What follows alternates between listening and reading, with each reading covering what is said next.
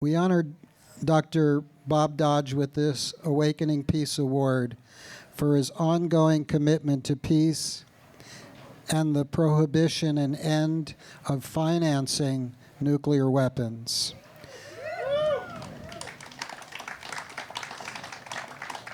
Dr. Dodge is a family practice physician in Ventura with more than 30 years of experience in disarmament advocacy. He is the president of Physicians for Social Responsibility, Los Angeles, and co-founder of Citizens for Peaceful Resolutions. He is the co-chair of the Security Committee of Physicians for Social Responsibility, USA, and co-chair of the Nuclear Weapons Abolition Committee. He has written and spoken widely on the subject of nuclear disarmament. Dr. Dodge played an active role in the successful passage of the United Nations Treaty on the Prohibition of Nuclear Weapons and helped organize the U.S. Back from the Brink campaign, which endorses the UN treaty and calls for specific steps to lower the risk of nuclear war. Dr. Dodge, in April 2018, led the effort to convince the city of Ojai, California, to adopt a resolution supporting the Back from the Brink campaign and committing the city to nuclear weapons-free contracts and investments. Yay, Lisa's going to go forward. And I quote from the founder of International Cities of Peace, Fred Ament. Dr. Robert Dodge is an inspiring choice for the Awakening Peace Award, and so very timely with the collapse of nuclear treaties and the rise of a new arms race.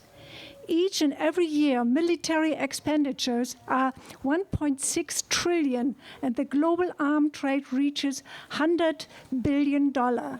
Funding for the nuclear weapon industry, including space weaponry, is cloaking its secrecy, but is surely expanding without full knowledge of citizens across the globe.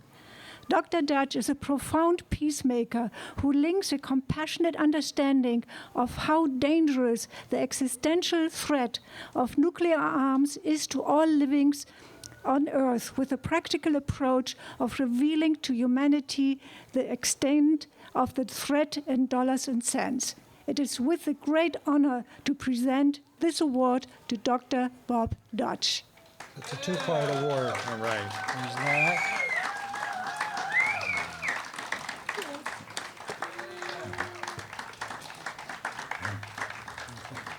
And then here is the Awakening piece, and this is movable. So Beautiful.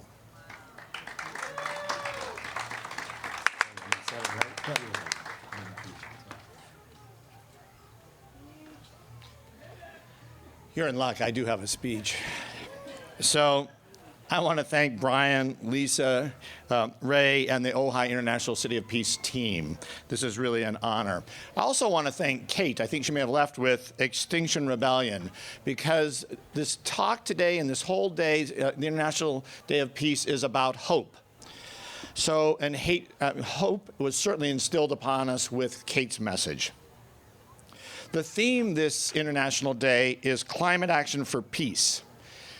There cannot be peace on this planet without peace with the planet. That common phrase we use now, there is no planet B. So today I want to talk about hope and luck. We face two interconnected existential threats: climate change and nuclear war. The Bulletin of Atomic Scientists, which is the nuclear scientists of the planet, this year said the world is at 2 minutes till midnight, where midnight represents loss of all life as we know it. They said with the lack of action on climate change, the rhetoric, the boisterousness of our international leaders, we are potentially doomed unless we, the people, take action. That said, we are experiencing an awakening across this planet, particularly related to climate change. This week's youth movement brings hope as young people across the planet demand action for their future.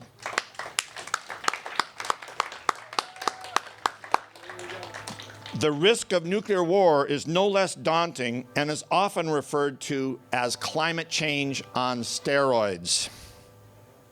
We have always known that nuclear weapons are incredibly dangerous. However, recent scientific climate studies have shown they are far, far more dangerous than we ever thought.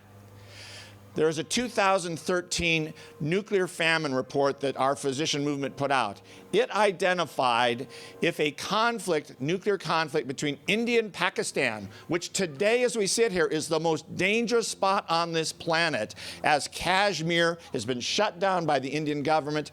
They are two nuclear-armed nations. If they were to use 50 tiny Hiroshima-sized weapons, believe it or not, tiny Hiroshima-sized weapons, it's sort of an oxymoron, 100 weapons representing less than 1/2% of the global arsenals, less than 1/2%. That would ensue such dramatic climate change. The entire planet within a series of days would be enveloped with what we call black carbon, cooling the planet and ending the growing seasons through most of the agricultural areas across this planet, and resulting in the deaths of over 2 billion people, or more than 1 out of 4 people would die on this planet from famine from a war that occurred over there without ever being struck here. That is insane. And the people of the world have spoken up. In 2017, 122 nations passed the Treaty on the Prohibition of Nuclear Weapons at the United Nations. This treaty will make nuclear weapons illegal just as every other weapon of mass destruction, from biologic to chemical to landmines. Today, on this International Day of Peace, 26 nations have ratified the treaty. And the way treaties work, when 50 nations ratify, it is now international law. And those of us who've been working on this expect this treaty to become international law in the next 15 months. That's incredible. It doesn't mean those weapons will no longer exist. The 9 nuclear nations will still hold on to them as we hoard them, but we will now be in breach of every international norm and international law. And just as apartheid ended in South Africa, that law will end nuclear weapons finally if we don't destroy ourselves in the meantime. Well, Ojai is an awakening city, as we're hearing today. An international city of peace, we became a nuclear-free zone in 2018, leading this nation in endorsing the Back from the Brink resolution that Brian mentioned. Today, there are 34 cities across this nation, 4 states that have stepped up and followed Ojai's lead and said, we demand our elected officials end this craziness and work to abolish nuclear weapons. They also have 4 other steps, which I'm not going to go into, but we call these the precautionary steps. Each of us has an opportunity to participate. If you are fearful of this world and everything you care about being at risk, I invite you to endorse individually the Back from the Brink resolution. That can be done on your computer at preventnuclearwar.org, preventnuclearwar.org. This Wednesday night, there will be a national webinar, which everybody's invited to attend. We have over 750 people attending right now around the nation. This organization has been endorsed by all the major religious bodies on the planet and in the country. It was just endorsed by the Sierra Club, saying this is the #1 climate issue we need to do. Sierra Club National has endorsed it. Indivisible endorsed it.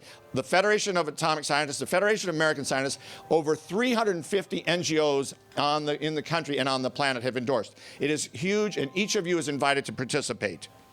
So we are thankful and lucky to have the moments we share here today, celebrating a work for peace.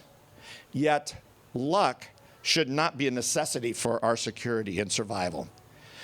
In order to end luck as our principal security policy, each of us must do our part. Each of us does have a role to play in bringing forth a more peaceful, just, and sustainable world. Achieving peace requires activism, hard work, and commitment. In closing, I want to quote Václav Havel, who was a hero of mine, when he said, "Hope is not the conviction that something will turn out well, but the certainty that something makes sense regardless of how it turns out."